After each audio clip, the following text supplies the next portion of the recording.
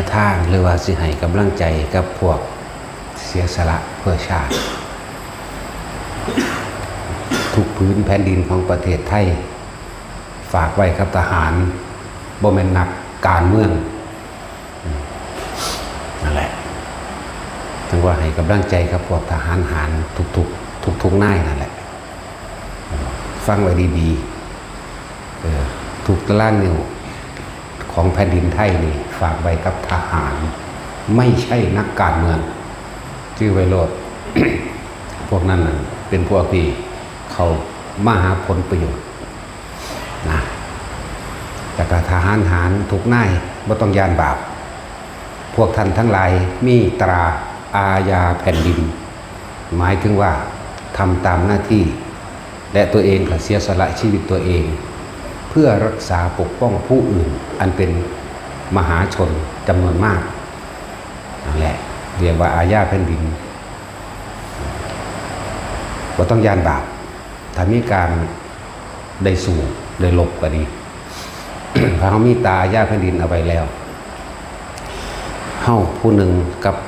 ประชาชนทั้งหมด70 กว่าล้านสิทั้งสั้นแหละเริ่มว่าตาอาญาแผ่นดินมีเป็นสัจจะอันหนึ่งนะคือเขาเจ้าให้กำลังใจหน้าที่รับผิดชอบโดยตรงของคนโทบุญสินปราการเนาะเกิดว่าไทยนี่รักสงบแต่ถึงลบไม่ขลาดคือไม่ใช่คนขี้ขลาดเข้าใจว่าล่ะ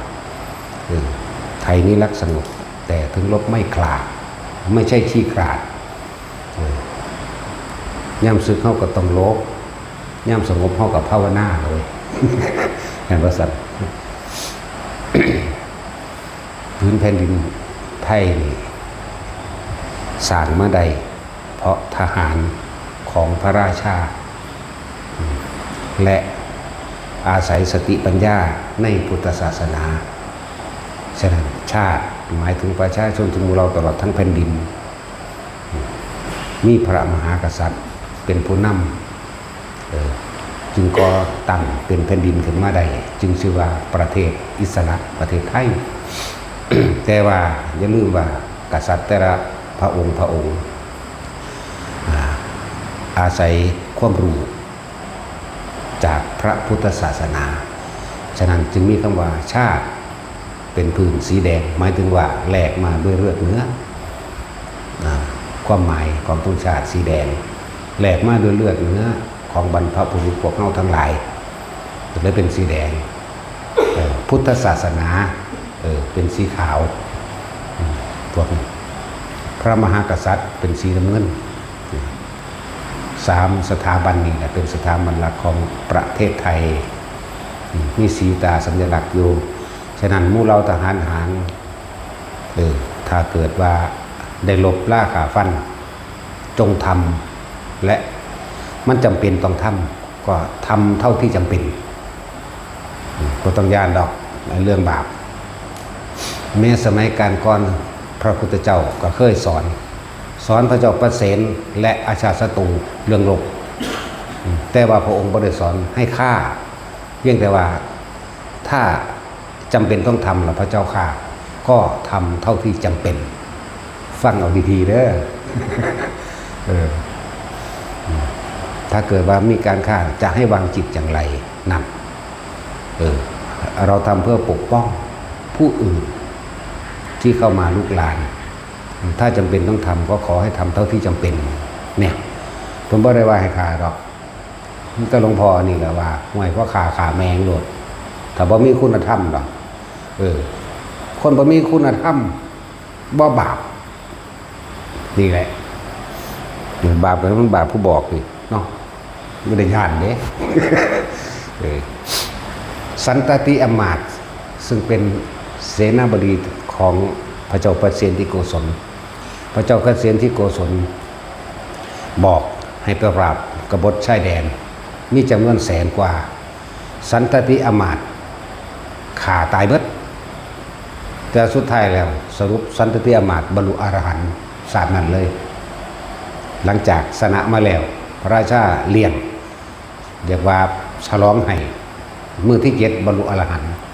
แต่ว่าก่อนหน้านั้นจะมีเรื่องใด หมู่เราเดรัจฉีจำพวกหนึ่งมาสร้างวัดบ่แม่นมาสร้างเขาสำนักอยู่ใกล้ๆกันแล้วกับวัดรู้จักบ่ล่ะเพราะว่าหยังตอนนั้นกษัตริย์พระราชาปัดเสนไปรับสินบนเขามาแล้วทองคำ5 เหรียญเกวียนเงินทองอีกเยอะแยะนับประมาณบ่ได้คือกันเยอะก็เลยเฮ็ดเป็นเพิกเฉยๆบ่ได้ไปสนใจว่ามันสิมีปัญหาถึงประเทศตัวเองเพราะว่า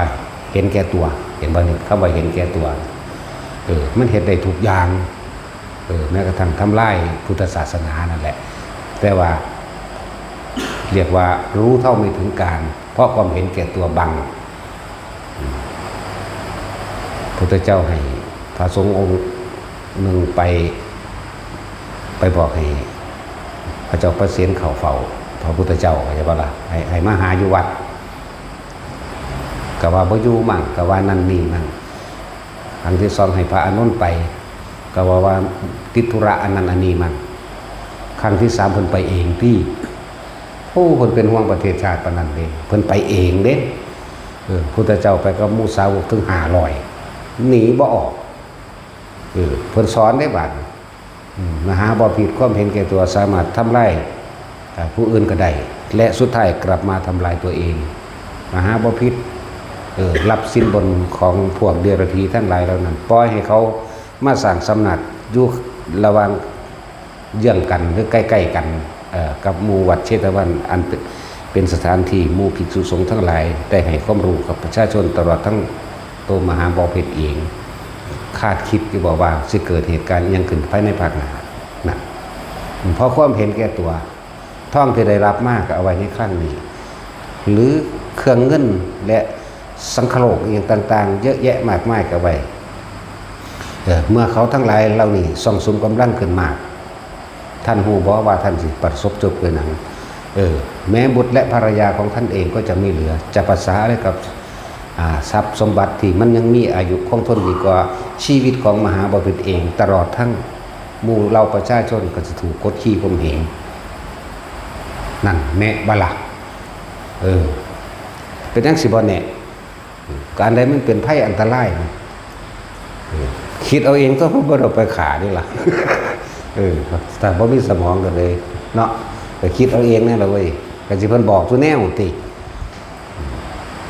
มันบ่ได้บอกซุแนวดอกเพิ่นให้นัยยะต่อไปในการข้างหน้าเมื่อเราเดรัจฉีทั้งหลายเหล่านี้ส่งสุมกำลังได้มากขึ้นมหาบพิตรแม้ชีวิตตัวเองก็จะเอาไม่รอดตลอดทั้งบุตรและภรรยาทั้งหมดประเทศชาติบ้านเมืองก็จะเปลี่ยนแปลงไปนั่นเพิ่นบ่ได้ว่าพุทธศาสนาสิเสื่อมเด้เสื่อมสลายไปเพิ่นว่าเด้เพิ่นว่าบ้านเมืองของมหาบพิตรเองก็จะเปลี่ยนแปลงไปและเสื่อมสลายล่มสลายแม้ประเทศก็ไม่มีที่อยู่นะคิดได้ตัวแม่นบ่ซั่นโอ้มันแม่นความเพิ่นตัวนั่นแล้วเพิ่นก็ให้เนื้อยะ ว่าเพิ่นบ่สอนบ่แม่นเด้เพิ่นบ่บอกให้ขาดอกจะเฮานี่แหละ ผิดกับผิดผู้นี้โลดนั่นแล้วมันก็ไปนึกคิดตึกตรองตัวบัดนี้แล้วครูปรึกษาเพิ่นดีเท่ถ้านั่งมาริกาก็ปรึกษากันไปปรึกษากันมาฮักลูกบ่ก็ฮักเมียบ่ก็ฮักแผ่นดินประชาชนทั้งหลายบ่ก็ฮักประชาชนทั้งหลายนี่ได้เป็นผู้เลี้ยงเฮาเป็นหยังคือสิบ่ดูแลสุขทุกข์ของหมู่เราประชาชนแหน่บ่ล่ะจังซั่นแล้วปรึกษากันแล้วจังว่าโอ้เฮ็ดจังได๋น้อล่ะมีมื้อนึงก็เลยออกไปหาพระพุทธเจ้าถ้าจำเป็นต้องฆ่าล่ะพระเจ้าค่ะก็ทำเท่าที่จำเป็นแน่เขาบอกสำนีนี่แหละ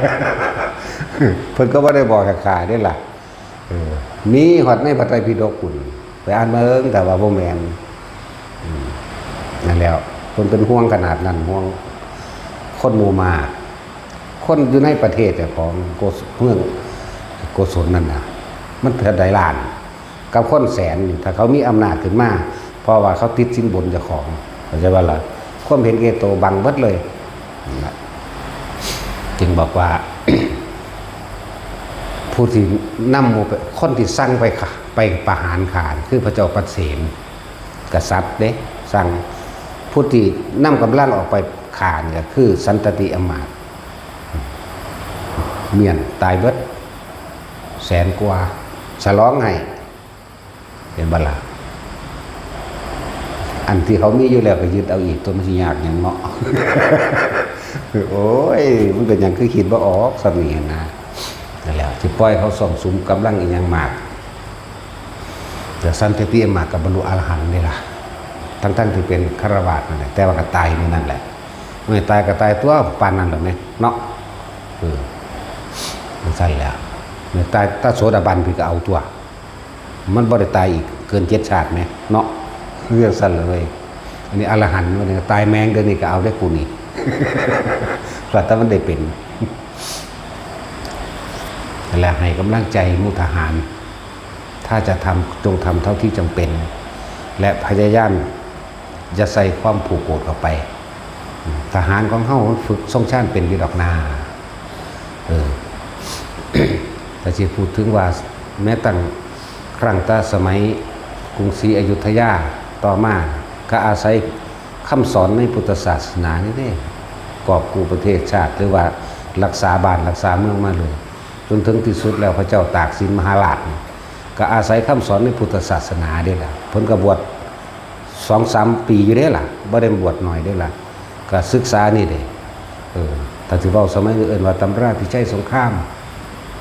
แต่ว่ามันบ่แม่นมันมีอีกสื่อหนึ่งอยู่มันมีอีกสื่อหนึ่งเด้อสัตตุศาสตร์16 อย่างเพิ่นศึกษาเบิดนั่นแหละจนเกิดว่าตั้งประเทศขึ้นมาได้แล้วก็อาศัยคำสอนในตัวนี้นี่ล่ะในสัตตุศาสตร์นี่เด้กอบกู้ประเทศประกาศได้แล้วแต่ว่ามีความโลภสิเกินไปจึงมีพระอีกองค์หนึ่งมาสั่งสอนไว้ก่อนมือนี่มันเปื้อนเลือดเกินแล้วใหญ่มันเกินกว่านี้แค่นี้ก็เท่าที่จำเป็นนะพ่อแล้วให้เพียงทำให้หยุดเพียงแค่นี้นั่นแหละเพิ่นจังออกบวชมันไม่ได้ถูกตีด้วยท่อนจันท่อนนั่นนี่หรอกมันไม่ในตำราหรอกจักว่าล่ะฝึกกรรมฐานครับพระลึกลับองค์นั่นแหละฝึกกรรมฐานนั่นนี่ออกมาแล้วจังหาวิธีวางแผนตัวโอ้เรื่องมันนั่นคือมโหสถอยู่ดินั่นแหละยังกระสร้างหน้าว่าแต่มันหลอดมาได้เท่าเดียวนี้เนาะนั่นแหละเพิ่นมีจิตใจเหิมเพิ่นจะตีพุ่งออกไปอีกเด้ก็พระลึกลับองค์นั้นสิมาบอกไว้ว่าพ่อได้แล้วอยู่แค่นี้ก็พ่อแล้วเพิ่นสามารถทำอะไรอีกต่างหากได้บัดนั่นแหละสามารถทำได้เด้อตัวประกาศอิสระเป็นไทยขึ้นมาแล้วแม่นเบิดละประเทศใดต่างๆที่รอบๆเป็นประเทศไทยทั้งเบิดนี่แหละเจ้าสิตีพุ่งออกไปอีกนั่นแหละโอ้ยไม่ได้น้อยเด้ล่ะเคยบอกฮอดสิงคโปร์มาเลเซียสิงคโปร์นั่นไล่ตีออกไปฮอดเวียดนามก็ยังได้สิซัดขึ้นไปทั้งพุ่นเด้นั่นทั้งเหนือเด้จักว่าล่ะนั่นแหละแต่ว่ามือมันสิเปื้อนเลือดจนเกินไปเลยทำไม่ใช่ความจำเป็นแต่ว่าเป็นความเย่อหยิ่งเป็นความพยองตัวเองเป็นความเข้าใจว่าตัวเองเด่นนะใจเอิญบางเลยล่ะ บอกว่าถึง นั่นแหละจังสั้นแหละผมก็เลยทำเท่าที่จำเป็นเพราะมันจำเป็นต้องทำถ้าจำเป็นต้องทำก็ต้องทำเท่าที่จำเป็นนั่นแหละจริงๆเฮ้ากับไทยนี่รักสงบเนาะแต่ถึงลบก็ไม่ขาดหรอกบริมีความฉีกขาดตาขาวดอกแต่คนมันพลาดมากก็ต้องปกป้องตนเองเป็นธรรมดาต้องเข้าใจคำว่าปกป้องไม่ใช่โลภไม่ทำด้วยความโลภคือบนสอนพระเจ้าอาชาศัตรูนี่ทำด้วยความโลภด้วยนะพระเจ้าจึงบอกว่าหยุดจะเหตุด้วยความโลภเอาแค่นี้แหละนั่นแหละพระเจ้าศัตรูเพิ่นก็สอนเด้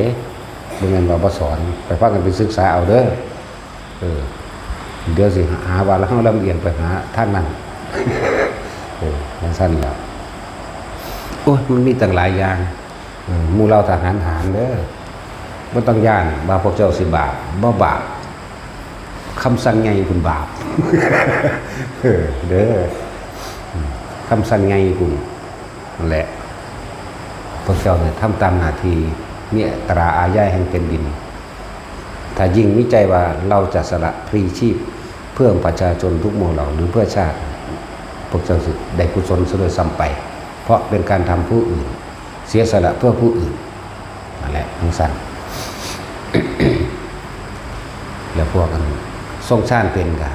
อันดีแล้วว่างที่เป็นกลางแต่ขาค้นนี่นะ เห็นเป็นบ่ฆ่าด้วยเมตตาล้อจึงกรุณาฆ่าไม่ใช่ว่าล่ะถ้าปล่อยมึงไว้โดนมึงสิบาปหลายกูก็เลยต้องฆ่ามึงอยากว่าล่ะ เข้าใจยากก็ได้เนาะแต่ผู้เฮ็ดบ่เป็นมันสั่นแล้วธรรมดาแหละภาษาขาสัตว์ธรรมดานี่แหละนี่ยังมากไม่หรอกแต่สิพูดถึงว่าล่ะยิ่งประเภทคนที่บ่มีคุณธรรมศีลธรรมเลยนี่ไม่ต้องห่วงเท่ายุงเท่ากับยุงเอ้าก็เทียบมันคุณเลยเนาะว่าสันที่มีคุณคำว่าอนันตริยกรรมบ่คนที่มีคุณประมาณบ่ได้แล้วอนันตริยกรรมถ้าไปทำโทษเขาทำร้ายเขาทำให้เสียชีวิตมีพระพุทธเจ้าเป็นที่หนึ่งเห็นบ่ลองไปแตะต่อแย่มึงดูนั่นคนมีคุณต่อสรรพสัตว์ทั้งหลายหาที่สุดที่ประมาณบ่ได้นะดังสั้นแล้วคนที่ไปเอาคุณน้ำเพิ่นหรือสิไปเอาโทษกับเพิ่นเท่านั้นเด้เนาะพระอรหันต์นั่นล่องพุทธเจ้าลงมาแต่กับคุณมหาศาลเสมอกันจังเป็นอนันตริยกรรมใดบ่ล่ะบ่ได้เสมอโดยความมันสามารถดอกอันแล้วมารดาบิดาเห็นบ่นี่สงฆ์ผู้ปฏิบัติดีปฏิบัติชอบอยู่แล้วมีความสมัครสมานสามัคคีไปยุไปย่งเกิดความแตกแยกนั่นแหละพอสงฆ์สาวกทั้งหลายนี่เป็นผู้สืบทอดพระธรรมสืบทอดคำสอนสืบทอดพระวินัย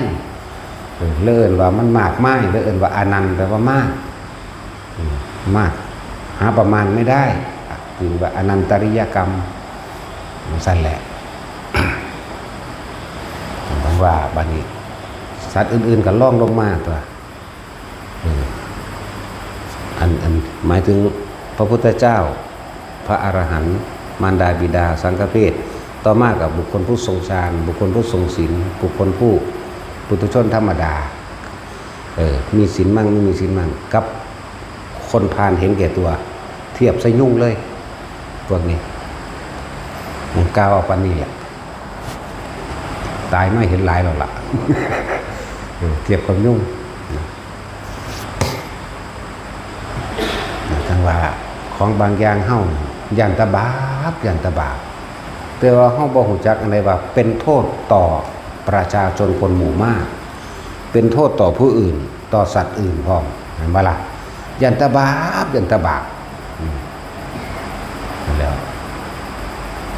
ตอนนี้อันใดมันเป็นบาปก็เรียนรู้และศึกษาเอาในคำสอนพุทธเจ้าตัวเห็นบ่ล่ะเพิ่นก็แสดงออกเบิดทุกอย่างธรรมนี่แสดงความจริงมาโดยตลอดคือตลอดการตลอดเวลาเรียกว่าอนันตการหาที่สุดที่ประมาณบ่ได้ธรรมนี่เป็นความจริงแสดงความเป็นอนิจจังอนัตตาอยู่จังซั่นแม้นพระพุทธเจ้าสิเกิดบ่เกิดก็สร้างคำว่าธรรมนี่มีอยู่จังซั่นเห็นบ่ล่ะแต่บุคคลผู้ไปค้นพบแล้วเลยตั้งชื่อว่าพระพุทธเจ้าเจ้าแห่งผู้รู้ทั้งปวง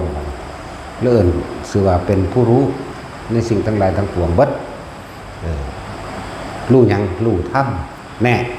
ก็รู้ความจริงนี่ได้นะที่เพิ่นนำมาสั่งสอนแสดงให้พวกเฮาดูความจริงต่อมาผู้ฝึกหัดปฏิบัติตามหรือสาวกก็คือพระสงฆ์แน่ก็รู้ตามบัดนี้แล้วเฮาสิพึ่งสิ่งอื่นเฮ็ดหยังในเมื่อพระพุทธเจ้าพระธรรมพระสงฆ์เกิดขึ้นแล้วแม่สิพึ่งสิ่งอื่นให้มันไปเป็นทุกข์เฮ็ดหยังเป็นหยังคือบ่พึ่งพระธรรมนี่คำสอนที่พระพุทธเจ้านำออกมานี่สืบทอดต่อโดยภาษาวกนี่เพิ่นก็นำแต่ความจริงต้องมาเว้า แต่คือว่าล่ะว่าคนทั้งหลายเข้าใจว่าภิกษุทั้งหลายโกนหัวห่มผ้าเหลืองเอิ้นแต่ว่าพระเนาะพระจริงๆมันว่าแม่นมังหันดอกฟังพระพุทธเจ้าว่าโลดดูก่อนภิกษุทั้งหลายนั่นบาดคนที่เว้าพระกันเพิ่นก็เว้าแยกอีกไปเด้โสดาสกิทาคานาคาไปเด้หรือเพิ่นยืนยันให้พระโมคคัลลาภาษาริบุตรจังสิเป็นผู้สิ้นอาสวะแล้วมั่งเป็นผู้ดับกิเลสแล้วมั่งเป็นผู้มดซึ่งตัณหาแล้วมั่งเป็นผู้ไม่มีอารมณ์ในความปรารถนาแล้วมั่งเป็นผู้ดับมั่งเป็นผู้เย็นมั่งสื่อนิพพานมันก็พ่อข่าวๆมันก็32สื่อแหละสื่อเข้าว่าของนิพพานนั่นแล้วหลายบท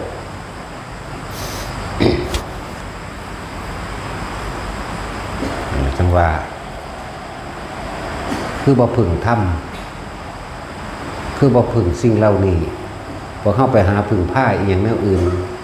อันที่บ่เป็นความจริง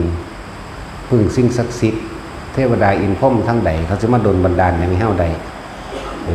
จริงตั้มเข้าไปอีกไปหาขอน้ำผีบ้านผี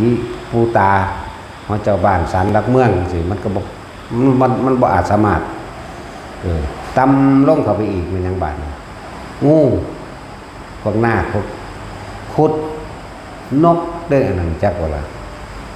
จังซั่นแล้วหลายอย่างที่พวกเฮาบ่รู้ถ้าคนที่แตกฉานโดยธรรมแล้วแม่นบ่เห็นหยังกะสร้างถ้ามันเข้าใจทำความเห็นให้ตรง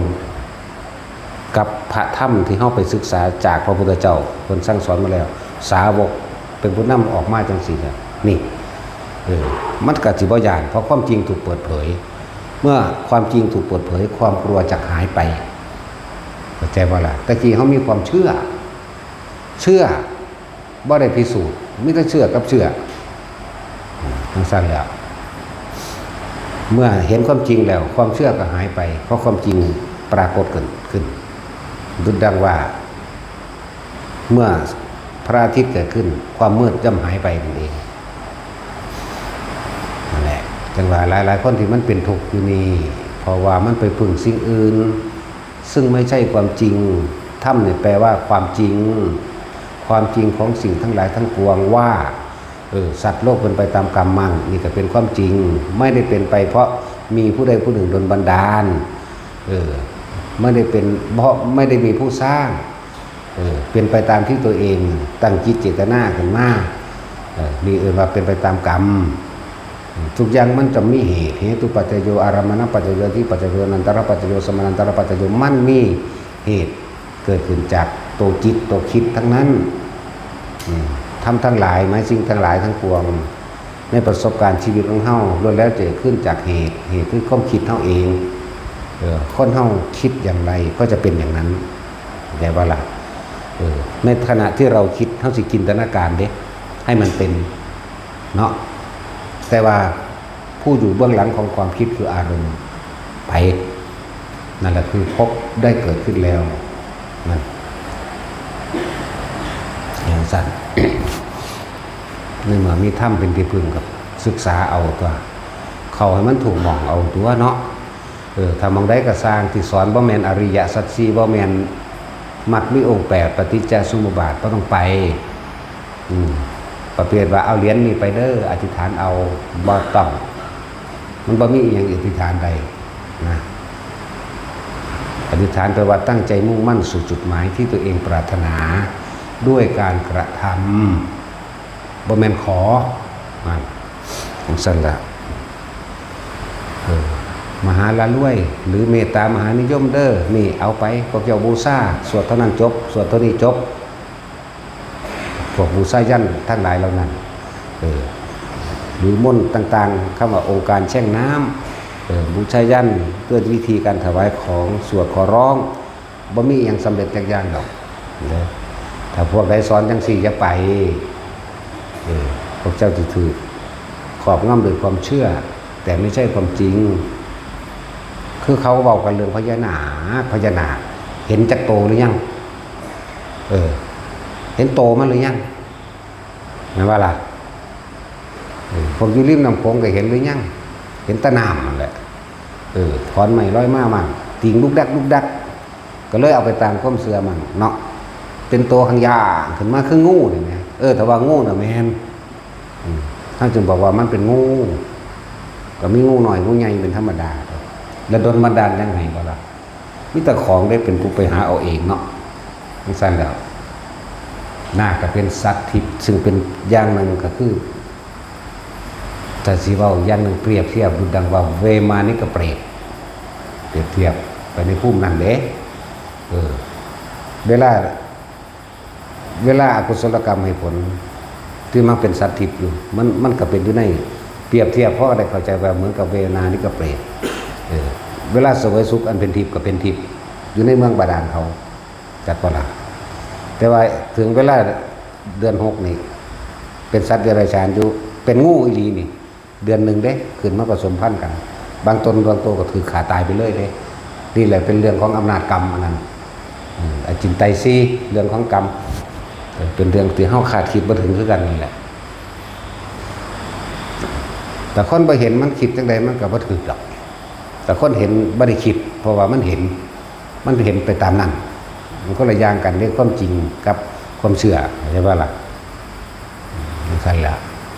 สิ่งที่บ่ควรคิด4อย่างอจินไตยซีวิสัยของโพธิสัตว์พุทธเจ้า1คำบอกของเพิ่นความคิดบ่ต้องไปกล่าวถึงความคิดเพิ่นเลยการกระทำคำพูดต่างๆเฮาก็คาดบ่ถึงแล้วว่ามันแปลว่าจังไดหรือว่ามันลึกซึ้งขนาดใดหรือว่ามันคลุ้มไปจังไดนั่นบ่ล่ะสั้นแหละบุคคลผู้ได้ฌานอันที่2วิสัยของผู้ได้ฌานที่บอกคือเขาหลอดออกมาครับว่ามิตรยกความดีให้กับปาฏิหาริย์เนาะถ้าว่าเจ้าของอันรถส้นมากเพราะเป็นยังเลยกูปาฏิหาริย์หลวงปู่นั่นหลวงปู่นี่ก็ว่าไปบ่แม่นของเจ้าของเองแหละเพราะว่าเจ้าของบ่เข้าใจคำว่าฌานบ่เข้าใจคำว่ามัคคะสิทธิฌานอาศัยเครื่องอื่นเป็นเครื่องนำจิตให้ตั้งมั่นจากบ่ล่ะเอาคือว่ารถติดซ่อนกันบ่รอดแน่แต่ว่ามีแขนเหรียญหลวงปู่องค์ใดองค์หนึ่งกำหลวงปู่ไว้หลวงปู่ช่วยลูกแน่ซอยลูกแน่นี่เนาะช่วยด้วยนี่นะจิตมันร่วมเป็นหนึ่งจากบ่นั่นแหละมันก็เป็นปฐมฌานได้แล้วจากจิตมันร่วมอำนาจตัวนี้เด้เป็นตัวรักษาเจ้าของบ่แม่นเหรียญอันนั้นแต่ว่าก็อาศัยตัวนั้นเป็นซื้อน้ำซื้อน้ำเพื่อให้จิตตั้งมั่นแม้นเพียงแค่ปฐมฌานแบบว่าล่ะปฐมยังมีความคิดอยู่เด้หลวงพ่อช่วยด้วยนั่นแหละ นั่นคำบริกรรมคำคิดนั่นจักว่าหลวงพ่อช่วยด้วยนั่นหลวงพ่อช่วยด้วยจักว่านั่นแหละคำบริกรรมมันมีคิดอยู่แต่ว่ามันคิดเดียวมันก็เกิดอำนาจเป็นสมาบัติในการปกปักรักษาตัวเองนั่นแหละจะไปโยนความผิดให้กับสิ่งศักดิ์สิทธิ์หลายองค์นั้นขังองค์นี้ขังแขนพระรุ่นใดนะเห็นว่าล่ะสั่นแหละอันที่แขวนที่นั่นสิเป็นรูปพุทธเจ้าหรือรูปพระสงฆ์กับสร้างนั่นเป็นพุทธานุสติธรรมานุสติสังฆานุสติเป็นเครื่องระลึกเพื่อให้จิตตั้งมั่นไม่ใช่ขังบ่แม่นเครื่องร่างของขังตัวเพิ่นเองก็ตายแล้วเนาะนี่แม้เว้าจังซี่พ่อเข้าใจบ่นี่นั่นแล้วตัวเพิ่นเองก็ตายแล้วเด้อีพญบัวเฮาจังซี่เอาเฮาระลึกถึงอยู่ว่าระลึกถึงแน่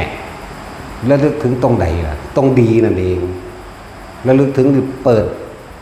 ดวงตามืดบอดนี่จักบ่ล่ะคำสอนนั่นแหละตัวนั้นมาจากไสซะบ่มาจากพระพุทธเจ้าเนาะแต่ทั้งส่วนตัวถ้านึกถึงพระสงฆ์องค์หนึ่งก็รวบไปหาพระพุทธเจ้าคือเก่าตัวของคนเดินตามพระพุทธเจ้าแหล่งที่มาก็มาจากพระพุทธเจ้าคือเก่านั่นแหละแต่ว่าหลายๆคนที่รอดมาโดยปาฏิหาริย์จะไปหาโยนเห็นกับสิ่งศักดิ์สิทธิ์หลายตัวเองนั่นแหละศักดิ์สิทธิ์ตัวเองนั่นแหละสำเร็จศักดิ์สิทธิ์มันแปลว่าสำเร็จเด้แปลว่าสำเร็จพอจิตตัวเองมันตั้งมั่นแม้ปฐมฌานเนี่ยส่วนมากมันแค่ยุบแค่ปฐมฌานนั่นแหละกำรูปเหรียญหลวงปู่หลวงตาองค์นั้นองค์นี้ไว้นี่ ซอยลูกแน่ซอยลูกแน่น่ะหลวงปู่ช่วยรู้ด้วยเห็นไหมคือเขาเอิ้นเฮาน่ะหลวงพ่อช่วยด้วยนั่นซั่นล่ะคำว่าหลวงพ่อช่วยด้วย ความคิดของเขาในความจำกันนึกถึงหน้าหลวงพ่อองค์นั้นหลวงปู่องค์นั้นเข้าใจว่าล่ะคำนึกของเขากับหลวงพ่อนั่นดิช่วยด้วยเกิดเป็นจิตตั้งมั่นเป็นปฐมฌานทั้งตัวนั้นแหละรักษาเจ้าของเองมันบ่แม่นสิ่งศักดิ์สิทธิ์มันบ่แม่นผู้นั้นขังผู้นี้ขังขังเพิ่นก็ตายเพิ่นละเนาะขังเลยบัดนี้เอาใส่โกรธใส่โถไว้ ขังไว้ตามเจดีย์สถูปต่างๆนั่นทั่วพูดถึงว่าอธิบายอากินไตรสีหนึ่งวิสัยนิสัยหรืออุปนิสัยหรือความคิดความเห็นคำเบาคำจาเรื่อนว่าวิสัยแห่งโพธิสัตว์พุทธเจ้าแล้วก็วิสัยหมายถึงว่าการกระทำต่างๆหรือของคนที่ได้ฌานมันที่เห็นยังแปลกๆใช่ว่าล่ะมันจะหลอดมาโดยบ่ฮู้จักว่าสิอธิบายว่าจังไดเลยใส่ว่าปาฏิหาริย์จักว่าล่ะบ่แม่นขังเรื่องของกรรมเรื่องที่3นั่นแหละเรื่องของกรรมเป็นเรื่องที่ละเอียดละออบ่แม่นของสิเว้าได้ง่ายๆเด้คือว่าพุทธเจ้าเท่านั้นแหละรู้สิ้นเลยรู้ตั้งแต่เกิดจนตายรู้แต่ว่าสิไปอันนั้นอันนี้ยามใดคือเพิ่นได้ทำนายให้จังซี่ล่ะนั่นแหละเอิ้นว่าเพิ่นมีอนาภรณญาณได้ซั่นสิ่งที่เพิ่นบ่รู้บ่มีทางและคนที่มาขวางความรู้เพิ่นก็บ่มีทางขวางได้เลยเอิ้นว่าอนาวรณญาณ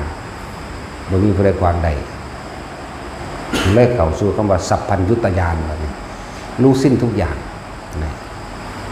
แต่ว่าสิเอามาเว้าหรือบ่เว้าเท่านั้นเด้นั่นแหละ กำเนิดโลกบางคนก็หาต้นกำเนิดโลกแล้วหาที่สุดของโลกมันหาว่าพ่อดอกเนาะส่วนหาที่สุดของอากาศจังสิเอาหามันที่สุดมึงแล้วมันบ่มีมึงสุดเด้มันเบิ่งไปนี่คือตอนคือเอาว่าเดี๋ยวนี้ก็ไปตามอวกาศเด้ตอนว่าอยู่นี่ก็เลยเบิ่งออกไปมันบ่มีมึงสุดก็สิไปหาเฮ็ดหยังสั่นแล้วเว้ยนั่นแหละเฮ็ดไปเถอะยังก็ดี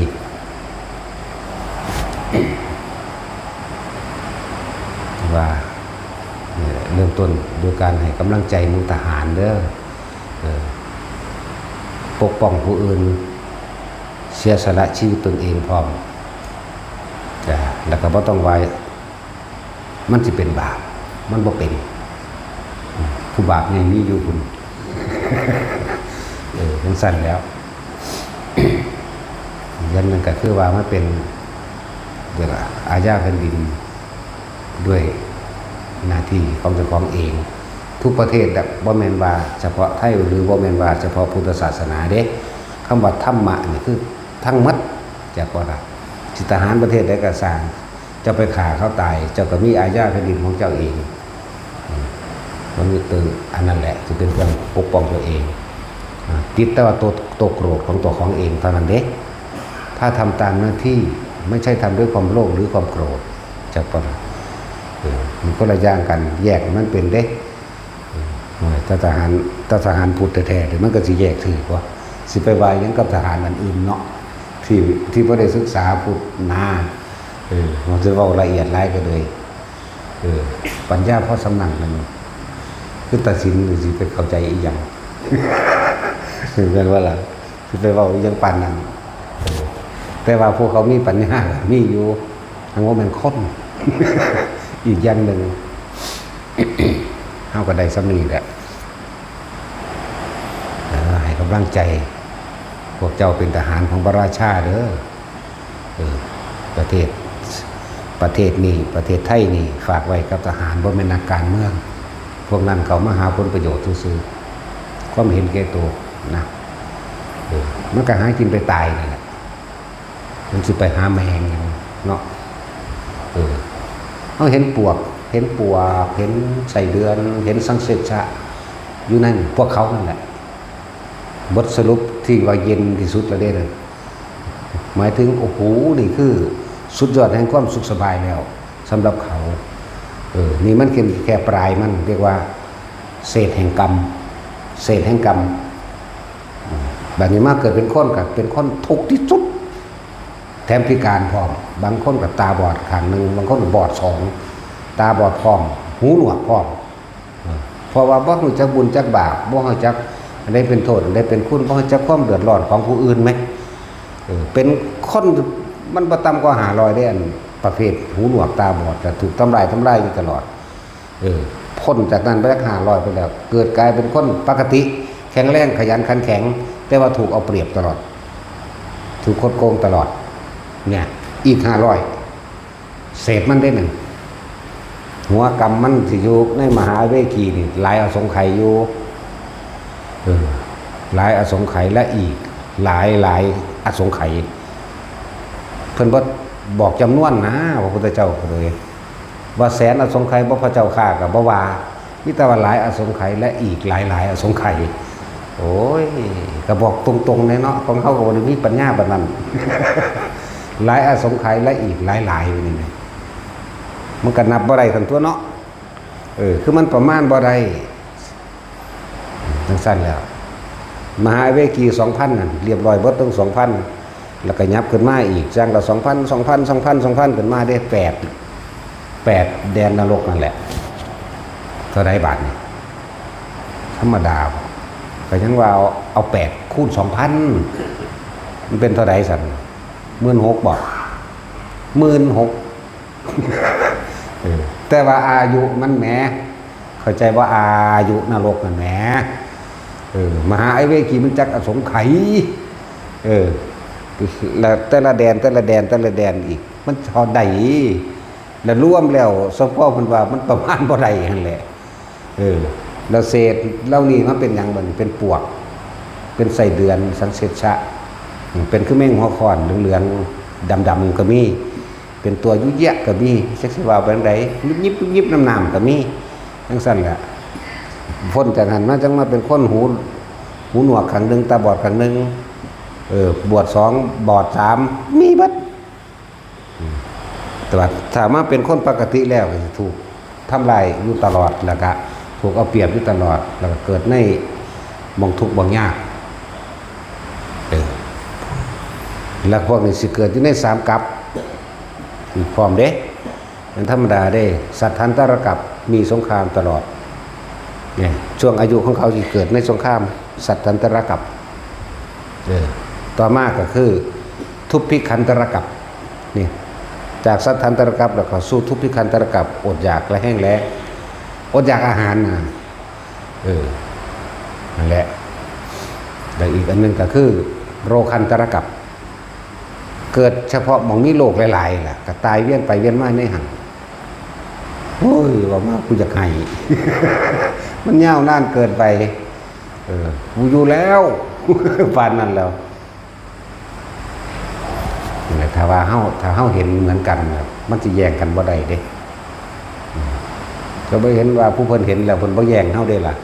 มีแต่ว่าเว้าหลอนโพดซื่อๆโอ้ยเว้าอีหยังก็เว้าหลอนโพดซื่อๆจงใหญ่จังน้อยแหน่ว่าเด้จงแมงเด้เนาะสั่นละถ้าบอกปานนี้ก็ยังซึ้งหลึงไปกันเลยนั่นแหละนี่ละกับใหญ่ๆ3กับที่พวกคนโกงคนเห็นแก่ตัวทั้งหลายแสดงเวียนว่ายไปโอ้ยนายทหารฉีโกงหรือเอาลูกน้องมาใส่แล้วนี่ดีซ้ำลานีแผ่นดินเด้อฟังอยู่ก็ดีมันยิ้มอยู่ซื่อๆเด้ซ้ำลายแบบว่าสารพระอยู่เอาไว้เขาก็เอาตัวคนของเขาเลยเนาะผู้ใดฟังเขาก็เฮ็ดนั่นตัวสารพระอยู่ดอกสร้างพระสร้างโรงพยาบาลช่วยเหลือคนทุกข์คนยากและหลายๆอย่างง่อยๆงานการกุศลอยู่ดอกนั่นแหละชำระหนี้สงฆ์ก็ชำระอยู่ชำระหนี้แผ่นดินก็ชำระอยู่เฮ็ดไปนั้นวิทย์ชำระโดยใจเด้บ่ได้เกี่ยวกับจำนวนเงินมากหรือน้อยหรอก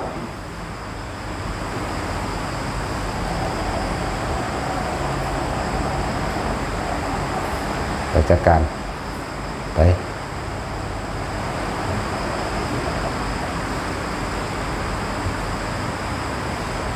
มันมาตามไปเบิ่งลูกไปนี่แหละ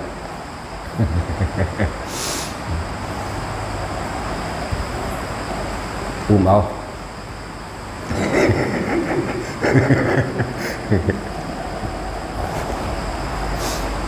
นี่แล้วจังสี่แล้วแมวเคยเกี่ยวของกับพุทธศาสนาแบบเป็นแมวไปแต่เป็นตัวเมียกับพวกเมซี่ ถ้าเป็นตัวตึกกันนี่ถ้าเป็นตัวตึกกันดีจังเวลาให้พวกเจ้าหวงกันดีๆแง่ไปกันดังๆหวงนึกกินกันเด้อตูดบ้าว่าท่านได้ถึงทั้งตาซักใส่ไปแล้วโอ้เอาของกูซะเนาะนั่นเอาซ้ำว่าเด้อระวังดีๆเด้อพวกนี้คือจะไปเป็นแมว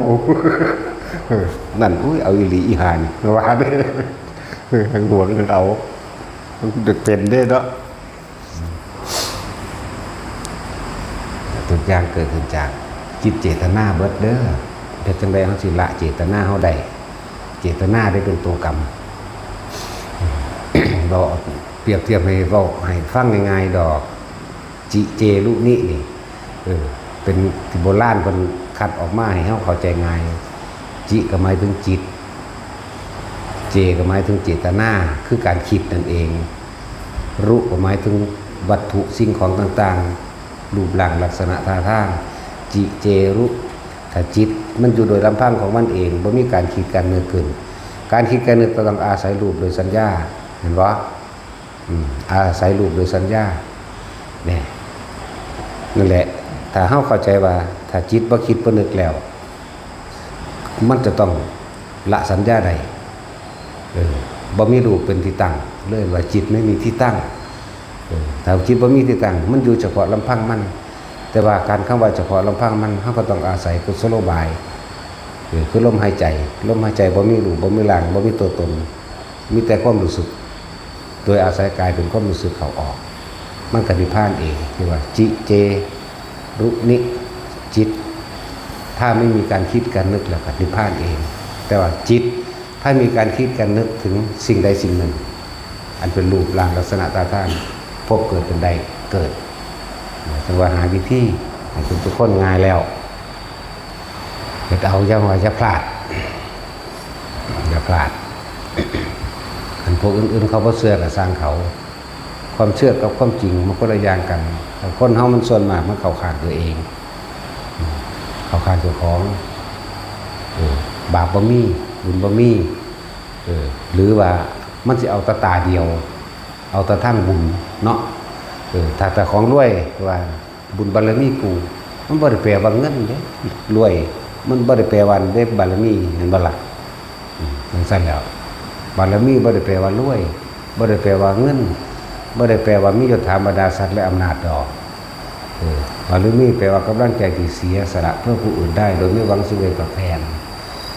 บ่ซั่นสิสร้างไปหยังสร้างไปซื่อๆนี่แหละท่านศีลเนคขมะปัญญาวิริยะขันติสัจจะอธิษฐานซื่อๆว่าละบาดอุเบกขาแค่นั้นแล้วสร้างซื่อๆนี่แหละนั่นแหละบารมีที่สุดของบารมีคือบ่มีหยัง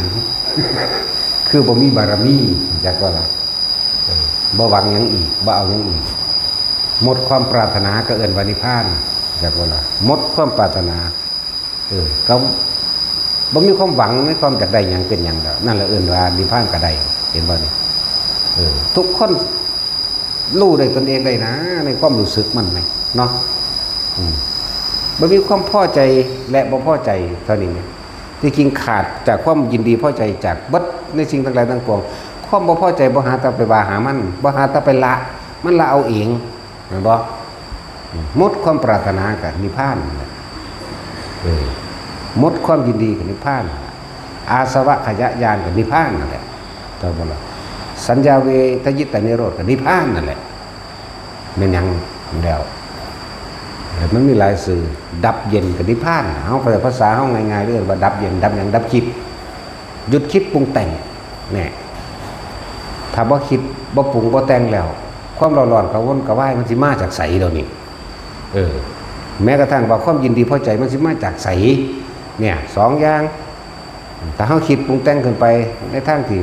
เข้าข้างตัวเองก็พอใจหรือเข้าข้างตัวเองอีกอย่างนึงถ้ามันบ่ได้ตรงนี้ก็บ่พอใจแน่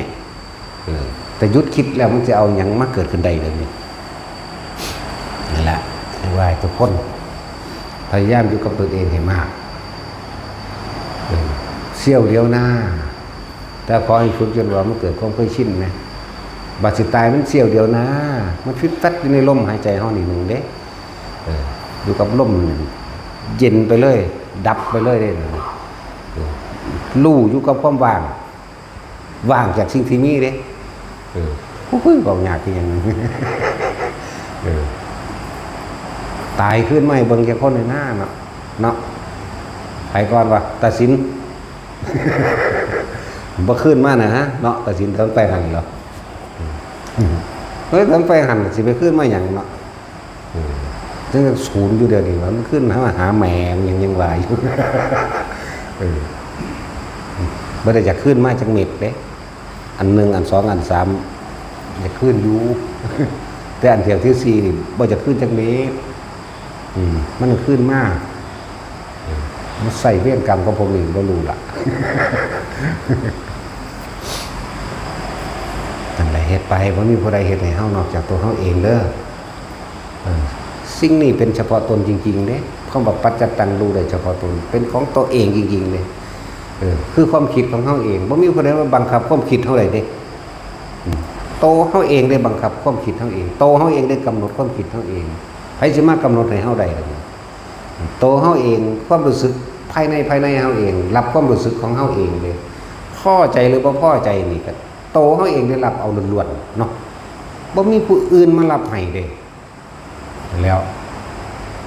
มันสั่นแล้วนี่แหละปัจจตังเลยมันรู้อยู่ในตัวเองนี่เด้คือจังคือคนปวดแขวจังซี่แต่คนปวดเหมือนกันมันก็บอกกันรู้เรื่องเนาะแต่คนบ่เคยปวดมันบอกกันบ่รู้เรื่องหรอกมีแต่เดาเป็นสั่นแหละจังได๋ก็สร้างพวกเฮานี่เดินทางไปหม่องเดียวกันเบิดรวยกับมึงรวยไปเถอะนามึงรวยไปใส่บ่รวยไปตายนี่แหละเนาะจนก็จนไปใส่หน้าแต่ว่าจนไปตายแต่ว่าสุขกับทุกข์บ่ได้อยู่กับความจนและความรวยเด้อทุกข์เกิดขึ้นจากความบ่พอใจสุขเกิดขึ้นจากความพอใจไอ้ตัวลายกาดก็คือตัวพอใจนี่แหละจักว่าลาบัดนี้ตัวน้ำเหตุแห่งทุกข์ทั้งหลายเพราะความยินดีเพราะความพอใจในรูปในรสในกลิ่นในเสียงในกระทบสัมผัสรู้สึกตั้งกายก็เกิดกลายเป็นสัญญาอารมณ์ตัวบัดนี้เห็นบ่ล่ะก็นี่แหละมันจึงแสวงหาตั้งแต่อันนี้แสวงหาสัญญาอารมณ์แห่งความพอใจตัวเดียวนี่ในขณะที่แสวงหาถ้าบ่ถูกใจบ่ได้ดังใจมันก็บ่พอใจกันตัวนี่แหละว่าพบเกิดดับนี่โอ้ยมันตัวใดล้านเด้ที่บอกมานาทีนึงหรือวินาทีนึงมันธรรมดาเด้สัวเจ้าได้เกิดไปแล้วเจ้าสิต่อบักยาวเลยเด้นั่นแหละเจ้าสิต่อไปเท่าไรอีกล้านศาสตร์เลยนั่นน่ะปากกายเกิดปุ๊บตอนนี้ก็สัวตกนรกโอ้ยมันเลยก็ต้องห่วงมันนับบ่ได้แล้วนั่นแหละดีหรือเลวเฮาก็รู้ในตัวเฮาเบิดนั่นแหละยังก็เลยจากประสบการณ์ที่ผ่านมาแต่ละคนคิดเองเจ็บปวดเอง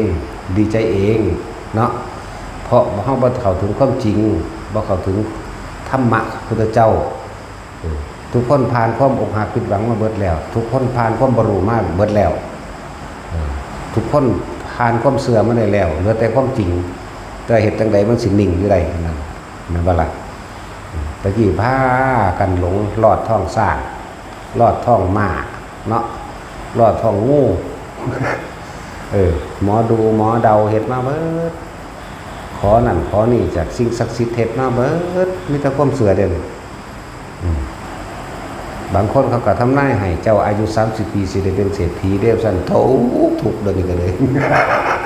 เนาะแม่นบ่ล่ะโอ้ย หาอยู่พอบอกอ๋อพอบอกแน่ไปเสือเด้แต่เขาดีใจเด้แต่เขาวายจังสันเนาะโอ้ยหลายอย่างเสือราศียังราศี12ราศีมันมั่วตัวไปเบิด ปีนี้ปีหมากัดปีนี้ปีข้อขาดปีนี้ปีโอ้ยสารพัดจะไปสนใจอย่างนั้นแหละหลายอย่างก็หรอกที่เขาบอกโหต่อเขาบอกฟังธรรมคือวันศีลวันพระนี่หลายคนหูสมบูรณ์ว่าเป็นยังคือได้ตั้งมือนั้นมือนี้เนาะพุทธเจ้าเป็นนักวิทยาศาสตร์เด้อว่าแม่นธรรมดาเด้เป็นยังคือมีขึ้น15 คำและแรม15 คำโค่นเพิ่นเบิ่งอากาศห่วงแห่งจักรวาลโลกดวงดาวดวงอาทิตย์ขึ้นตรงต่อกันแนวใดน้ำขึ้นน้ำลงแนวใดถ้าน้ำขึ้นก็ว่าขึ้น15 ค่ำเข้าใจป่ะล่ะน้ำขึ้นอารมณ์คนมันสิเย็นคนส่วนมากมันสิเป็นคนอารมณ์ดีได้ทั้งนั้นถ้าขึ้นข้างขึ้นเข้าใจว่านี่ข้างขึ้นอารมณ์มันสิไปทั้งสุนทรีอารมณ์ราคามันสิหลาย คือจังว่าล่ะเพิ่นตั้ง15 ค่ำหรือแรม15 ค่ำหรือขึ้น15 ค่ำเพิ่นอาศัยเบิ่งดวงดาวเพิ่นเด้เพิ่นเอาธรรมชาติจริงๆนี่ได้มาตั้งบ่แม่นเดามั่วๆเอาหยังเด้ตั้งว่านี่ระหว่างข้างขึ้นคนที่อารมณ์ดีสังเกตเบิ่งเด้อโลกก็สิเย็นคนก็เย็นไปตามอากาศโลกเพราะว่าน้ำทะเลมันก็ขึ้นเนาะน้ำทะเลมันก็ขึ้นเด้คนก็อากาศก็เย็นทราบไปลองก็เย็นใจคนก็เลยเย็นไปนำแต่ว่าคนที่เรียกว่าประมาทด้วยจิตมีราคะย่ำจังสันล่ะย่ำคนจะเอากันดี เห็นว่าตัดสินส่วนมากย่ำเดินง่ายได้เจ้าก็เลย เห็นว่าเย้ก้อนเดินง่ายตะกี้เนาะมันก็เห็นหงเห็นทางไปจีบสาวเบากันม้วนไปได้เนาะพอถึงโบราณเด้บ่ได้เบาเดี๋ยวนี้เด้เดี๋ยวนี้มิตรสัตว์นรกเด้มาเกิดหลาย มันบ่จักเดินง่ายขึ้นข้างแรมยังมันบ่จักโคตรแมงเด้เดี๋ยวนี้แต่ตะกี้คนมีอารมณ์สุนทรีย์เพิ่นก็เลยว่าเบรกไว้แน่ยุดยั้งไว้แน่พากันเข้าวัดฟังธรรมแน่เลยมี15ขึ้น15 ค่ำบัดส่วนกลางแรมเด้ออากาศก็ร้อนจักบ่ล่ะตีกับกันขึ้นนึงได้ล่ะจักบ่ล่ะน้ำมันลงมวลอากาศปรมาณูแห่งสายน้ำหรือว่าบุญมันร้อนคนสิจิตใจร้อนเด้มักเถียงกันนี่ยังก็เกิดกายอารมณ์วู่วามเด้ข้างแรมเนาะหัวกับเมียบ่ค่อยสุนทรีกับเริ่มบ่สุนทรีบันไดเรื่องฉันเริ่มเถียงกันนั่นนี่อากาศมันก็ร้อนเด้อซั่นบ่แม่นเพิ่นตั้งเป็นขั้นเป็นเดาเด้อโอ้เพิ่นเบิ่งเส้นตรงของจักรวาลระหว่างดวงดาวจักรวาลต่างๆหรือแรงดูดแกนโลกน้ำลดลงและเดือนมืดคนใจร้ายแต่ก็พวกโจรสมัยตะกี้มักออกปล้นเดือนมืดเข้าใจว่าล่ะแม่นบ่เอาแค่เฮาท่านนี่ว่าพวกขี้ขโมยลักงัวลักควายก็ไปลักเดือนมืดนี่ล่ะจังซั่นแหละซุมื้อนี่จักแมวยังเอาแมงกลางเว้นเลย สัตว์นรกมันเกิดหลายคือว่านั่นแหละ มันมา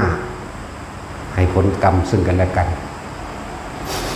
มาแล้วจังสิ้นแล้วพวกเฮาเคยได้ยินได้ฟังบ่ล่ะพุทธเจ้าตั้งขึ้นแรมเท่านั้นค่ำแรมเท่านี้ค่ำจนถึงขึ้นเท่านั้นค่ำขึ้น15 ค่ำหรือแรม15 ค่ำการขึ้นแรมตั้งแบบใดต่ำแกนเอียงแกนกลางของโลกของจักรวาลเด้ตามน้ำขึ้นน้ำลงเด้มาแล้วทั้งสิ้นแล้วก็ได้ฟังจากเสือว่าพญาก้อนก็เลยบ่แม่นดอกมันก็ได้ฟังอยู่นี่แหละ นั่นแหละบ่แม่นว่ามันบ่มีความหมายเป็นนั่นคือเมื่อแรม1 ค่ำ2 ค่ำ3 ค่ำหรือแรม15 ค่ำแรม15 ค่ำคือมืดสุดดำปึ๊ดนั่นคือจิตใจคนก็มืดคือกันเด้อะไรเพิ่นถึงว่าให้มีการเข้าวัดฟังธรรมแน่เพื่อให้แสงสว่างภายในใจเกิดขึ้นขึ้น15 ค่ำก็เหมือนกันอากาศเริ่มเย็นเข้าใจป่ะแรมขึ้น1 ค่ำ2 ค่ำ3 ค่ำเริ่มเย็นเริ่มคนเริ่มจิตใจเย็นเด้แต่ว่าไปทั้งสุนทรีไปทางมีราคามาก เห็นอีหยังก็เป็นอยากรู้สึกว่าอยากสวยอยากงามเพราะอย่างอากาศมันเริ่มเย็นแต่จนถึงว่าอันยังเดือนมันเต็มคนก็ออกมาคุยกันเบิ่งเดือนเด้เนาะมองดูเดือนนั่นน่ะ คือจังสั่นแต่คนก็มักเบามักเล่นกันเด้เห็นบ่นั่นแหละเอาแค่คร่าวๆแต่เด็กน้อยสมุนี่ซุมื้อมันจักแมงดอก เด็กน้อยๆเกิดใหม่ซุมื้อบ่จักเนาะถ้ากูสิป่นจี้จังสิป่นเลยกลางเว้นนี่แหละมันจังเห็นหงเนาะ บ่ได้เกี่ยวกับการขึ้นและการแลมเพราะว่าใจมันบ่มีคุณธรรมถึงธรรมแล้วอีกอย่างนึงพวกถูกป่นหรือหยังก็แล้วแต่ซึ่งมีกรรมซึ่งกันและกันมันสิมารับวิบากกรรมซึ่งกันและกันตัวคือจังเราเห็นคนดีๆแต่ว่าถูกอุบัติเหตุเกิดกลายเป็นคนพิการโอ้ยเป็นคนดีจังซั่นจังซี่ว่าเด้ตั้งแต่กี้มันเลวคือหยังนี่เนาะมันบ่มีครูอาฆาตมันก็เลยต้องตกต้นไม้แล้วเป็นก็มีเห็นว่าล่ะหรือถือสัตว์งัวควายนั่นแหละครูอาฆาตมันก็เอาโทษกับคนบ่ได้จักว่าล่ะนั่นแหละมันก็มีวิบากมาจังซั่นเองหลายอย่างถ้าว่าจะได้รับวิบากผลกรรมยังกระสร้างอยู่ในหูด่างเราไปก็เลยนี่เอามองในรถเฮ้าบันนี้ตัดลงเอาอยู่ในง่ายๆในรถพยายามอยู่ในลมหายใจผู้เป็นแล้วก็ขึ้นมาอุณาโลมขึ้นมาหัวมั่งขึ้นมาอกมั่งย่ำถามซ้ำเขาถามซ้ำจะคงว่าปฐมฌานทุติยฌานตติยฌานจตุตฌานคือแบบใดเป็นแบบใดปฐมฌานยังมีการคิดอยู่เรียกว่าวิตกหรือตึกตรองวิตกวิจารปิติสุขเอกคตายังมีการคิดอยู่วิตกเอาบางคนก็ใส่คำว่าบริกรรมพุทโธนี่คือคำคิดหายใจเข้าพุทหายใจโธวิจารประคองเอาไว้ปิติเกิดสุขเอกตาเป็นอารมณ์เป็นหนึ่งนี่เอิญว่าฌานแล้วเพ่งอยู่ในอารมณ์ที่เป็นหนึ่งวิตกวิจารปิติสุขเอกตานี่ความรู้สึกของเฮาลมเข้าลมออกมีอาการปิติเกิดถึงนี่แหละเอิญว่าปฐมฌานปิติอย่างใดอย่างหนึ่งแต่ของเฮามันเป็นอานาปานสติระบบเทคนิคแต่ว่าความชำนาญพิเศษอย่างหนึ่งแต่ว่าเทคนิคนี่เป็นภาษาสมัยใหม่จักบ่ล่ะเป็นความชำนาญพิเศษของบุคคลผู้คล่องในฌานความชำนาญแบบพิเศษหรือเป็นบุคคลผู้คล่องผู้คล่องอยู่ในฌานระบบเทคนิคนี่เรื่องหาวิธีมาลัดเอาของเฮาคือดูหน้าโล่มเลยนะสั่นฌานที่สองบ่มีการคิดแต่ว่าปิติเกิดขึ้นเลยปิติสุขเอกคตามีเฉพาะความรู้สึกที่นิ่มนวลอยู่แล้วกลางหน้าผากอันนี้ก็ว่าไปมีปิติอย่างเดียวแล้วก็มันก็เป็นสุขส่วนตัวคนไหมจะเป็นอารมณ์หนึ่งเอกะแปลว่าหนึ่งคตาคืออารมณ์ความรู้สึกที่เป็นหนึ่งอย่างนั้นฌานที่สามบ่มีการคิดบ่มีการหยังปิติก็หายไปเป็นโป่งๆโล่งๆอยู่ในระหว่างทำกลางกายเฮานี่แหละปิติมันหายไปแล้วสั่นฌานที่สี่ก็มีแต่อุเบกขาแต่ว่ามันเข่าอันนั้นมันเข่าทวนให้เราเด้อซ้ำนั่นแหละไปฟังซ้ำเก่านั่นเลยเนาะอยากได้ดังใจอะไรที่มาถามเอาเฮ็ดเอาเป็นได้เป็นอย่างหนึ่งเนาะเอาสมาทาน